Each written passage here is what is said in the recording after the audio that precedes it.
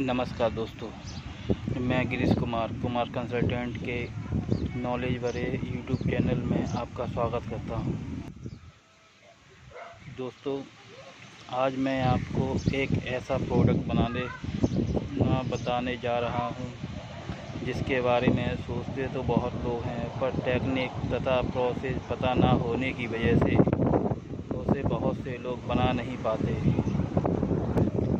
तो दोस्तों, मैं आज आपके लिए लेकर आया हूँ फ्रोजन योगर्ट बनाने की प्रोसेस तथा उसमें क्या क्या मटेरियल यूज होता है, उन सभी के बारे में डिटेल में बताऊंगा।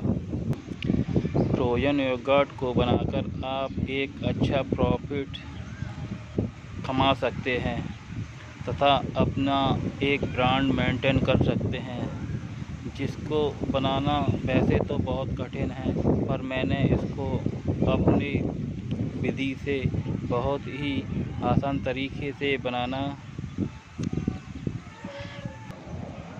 अपने दोस्तों के लिए लेकर आया हूं। तो चलिए दोस्तों, स्टार्ट करते हैं हम फ्रोजन योगर्ट बनाने की विधि तथा क्या सामान यूज होगा उसमें, वो सभी के बारे में डिटेल में चर्चा करते हैं। नमस्कार दोस्तों, आज मैं आपको फ्रोजन योगर्ट कैसे बनाया जाता है उसके बारे में डिटेल में बताने जा रहा हूँ। फ्रोजन योगर्ट भारत देश में तथा विदेशों में भी बहुत चलन में है। भारत देश में अभी इतना ज़्यादा लोग इसको पसंद नहीं करते, पर बड़ी बड़ी सिटियों में आइसक्रीम की अपेक्षा फ्रोजन डेजर्ट ज़्यादा खाया जाने लगा है। फ्रोजन डेजर्ट बनाने में बहुत दिक्कत आती है तथा हर किसी को इसका बनाने की प्रोसेस पता नहीं होती, इसलिए इसे बहुत कम लोग ही बना पाते हैं तथा कुछ चुनिंदा कंपनी ही फ्रोजन डेजर्ट को बना रही हैं तथा अपनी मुँह मांगी कीमत पर इसे बेचकर अच्छा मुनाफा कमा रही हैं। तो चलिए दोस्तों, मैं आज आपको एक छोटी रेसिपी के साथ में ही फ्रोजन डेजर्ट बनाना बताऊंगा। तो दोस्तों, फ्रोजन योगर्ट बनाने के लिए सबसे पहले हमको योगर्ट बनाना पड़ेगा। तो योगर्ट बनाने के लिए सबसे पहले हम 50 केजी दूध लेते हैं, जिसको हम हल्की आंच में 70 से 75 या 80 डिग्री तक, या आप ये कहिए एक हल्का बॉईल ले लेते हैं। जब दूध हल्का बॉईल हो जाता है तो अब हम इसको ठंडा करने के लिए छोड़ देते हैं। जब इसका टेम्परेचर 45 से 50 डिग्री आ जाता है तब हम इसमें कल्चर डालते हैं, जो CHR हैंसन कंपनी का कल्चर आता है दही जमाने का। ये एक कैप्सूल फॉर्म में आता है, जिसको सादा दूध में मिलाकर इसमें डाल देते हैं। यदि आपके पास वो कल्चर भी नहीं हो तो हम सादा दही या मट्ठा भी यूज कर सकते हैं, जिसकी एसिडिटी बहुत कम होनी चाहिए। यदि हमने कल्चर या पहले का जमा हुआ दही या मट्ठा लिया है, यदि वो ज़्यादा खट्टा होगा तो हमारा बनने वाला योगर्ट भी ज़्यादा खट्टा हो जाएगा।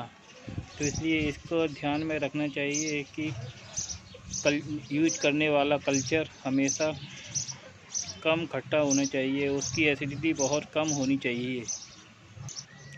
तो उस कल्चर को जब हम 50 किलो दूध के हिसाब 50 किलो दूध उबाला है तो उसके हिसाब से हमको यदि दही लेना है तो आधा किलो दही सफिशिएंट रहेगा, और यदि कल्चर लेना है, रेडी कल्चर लेना है, तो एक कैप्सूल ही काफ़ी रहता है। ये कैप्सूल CHR हैंसन का कैप्सूल जो कल्चर के रूप में आता है, और हमारा जो दही, ये दोनों का अलग अलग रूप क्यों होता है, क्योंकि उस कैप्सूल में हमारे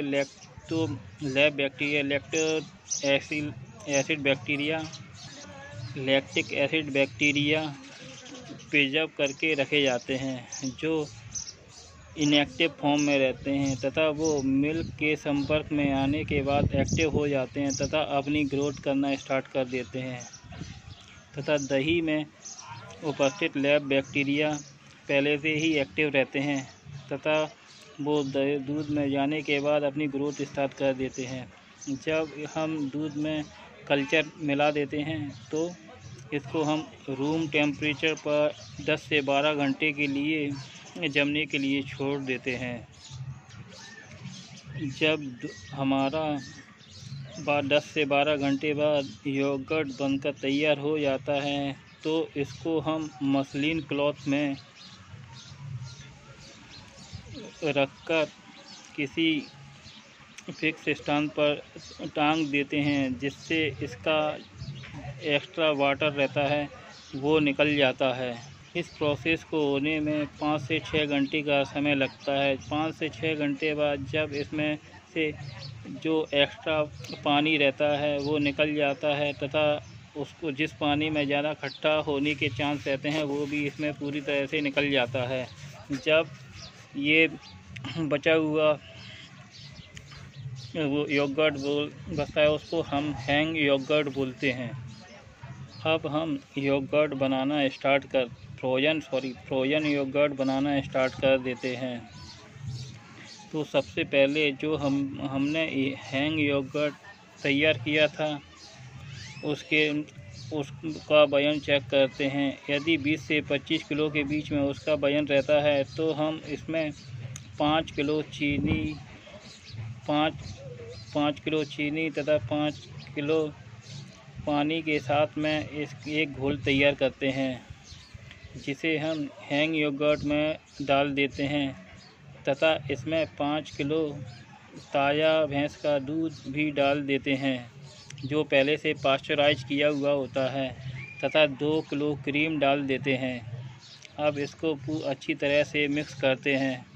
जब इसका एक गाढ़ा सॉल्यूशन तैयार हो जाता है तथा हैंग योगर्ट पूरी तरह से मिक्स हो जाता है तो इसे हम कंटिन्यूअस फ्रीजर की सहायता से इसमें 50% ओवररन देना शुरू कर देते हैं। इस प्रोसेस को होने में थोड़ा सा टाइम लगता है। यदि हम सारा मटेरियल मिला रहे होते हैं तो हमें लगता है कि यदि योगर्ट वाला सॉल्यूशन थोड़ा हमको थिक लग रहा है या गाढ़ा लग रहा है तो इसमें हम अपने हिसाब से थोड़ा दूध और बढ़ा सकते हैं और इसकी मिठास भी चेक कर सकते हैं। यदि मिठास हमको कम लगती है तो रीजन के हिसाब से इसकी मिठास भी थोड़ी बढ़ा सकते हैं। जब इसे हम कंटिन्यूअस फ्रीजर की सहायता से निकालते हैं तो 50 से 60% ही इसमें ओवररन देना चाहिए। ज़्यादा ओवररन देने से इसकी में योगर्ट जैसा टेस्ट नहीं आएगा। जब ये कंटिन्यूअस फ्रीजर से निकलना शुरू हो जाता है तो चाहे तो हम इसको कप में भर सकते हैं या ब्रिक्स या स्कूप बनाने के लिए एक बड़े बर्तन में निकाल सकते हैं। जब कंटिन्यूअस फ्रीजर की सहायता से ये पूरा निकल जाता है तब इसमें ऊपर से ड्राई फ्रूट भी डाल सकते हैं। दोस्तों, फ्रोजन योगर्ट वो लोग भी बना सकते हैं जिनके पास कंटिन्यूअस फ्रीजर या आइसक्रीम प्लांट नहीं है, क्योंकि फ्रोजन योगर्ट में ओवररन सिर्फ 40 से 50% ही दिया जाता है। इसलिए उन लोगों के लिए ये बहुत फ़ायदेमंद साबित हो सकता है जो अपना आइसक्रीम का काउंटर चलाते हैं या सॉफ्टी की शॉप चलाते हैं, क्योंकि फ्रोजन योगर्ट को कोई स्पेशल मशीनरी की सहायता से नहीं बनाना है। वो तो एक साधारण किचन के बर्तनों में भी बनाया जा सकता है तथा हम जिलेटो मशीन के द्वारा या सॉफ्टी मशीन के द्वारा उसको 40 से 50% का ओवररन दे सकते हैं। Frozen yogurt restaurant, ice-cream retail shop या होटल्स में भी सप्लाई किया जा सकता है, और जो बहुत ही फ़ायदेमंद रहता है तथा स्वास्थ्य के लिए भी बहुत लाभदायक है। जेलेटो मशीन से बनाया हुआ योगर्ट कंटिन्यूस फ्रीजर से भी बहुत अच्छा बनता है, क्योंकि उसमें ओवरन पहले से ही सेट रहता है, जो 40 से 50% सील एयर इंजेक्ट होकर निकलता है। और हमारे फ्रोजन योगर्ट की क्वालिटी बहुत अच्छी निकलती है। बड़ी बड़ी सिटियों में फ्रोजन योगर्ट को काफ़ी रेस्टोरेंट तथा आइसक्रीम की रिटेल शॉप वाले बनाने लगे हैं, जो जेलेटो मशीन से ही बनाया जाता है। जेलेटो मशीन साधारणतः जेलेटो आइसक्रीम बनाने के लिए यूज की जाती है। जेलेटो आइसक्रीम में टोटल सॉलिड 50 से 55 के बीच में रहते हैं, या फिर इससे भी ज़्यादा रहते हैं। आगे कभी मैं जेलेटो आइसक्रीम के ऊपर भी वीडियो बनाऊंगा। और इसे ब्लास्ट रूम में ठंडा करने के लिए 6 से 8 घंटे के लिए रख देते हैं। ब्लास्ट रूम का टेम्परेचर -25 से -30 डिग्री के बीच में ही रहना चाहिए। इससे कम टेम्परेचर में इस फ्रोजन योगर्ट को जमने में बहुत समय लगेगा, तथा जितना ज़्यादा समय जमने में लगेगा इसकी क्वालिटी भी उतनी हल्की हो जाएगी। इसलिए दोस्तों, हमेशा आपको याद रखना चाहिए, चाहे आप आइसक्रीम बना रहे हैं या कुल्फ़ी या फ्रोजन डेजर्ट या फ्रोजन योगर्ट, कोई भी फ्रोजन प्रोडक्ट बना रहे हैं, तो इसकी फ्रीजिंग जितनी जल्दी होती है उतना ही अच्छी हमारे प्रोडक्ट की क्वालिटी निकलती है। जितनी देर में फ्रीजिंग होगी उतनी ही हल्की हमारे प्रोडक्ट की क्वालिटी हो जाएगी। और जब 6 से 8 घंटे के बाद हम इसे निकालते हैं तो चेक कर लेते हैं कि हमारा फ्रोजन योगर्ट पूरी तरह से जमा हुआ है या थोड़ा अभी ढीला है। यदि आपको लगे कि थोड़ा ढीला है तो हम इसको दोबारा से जमने के लिए रख देते हैं।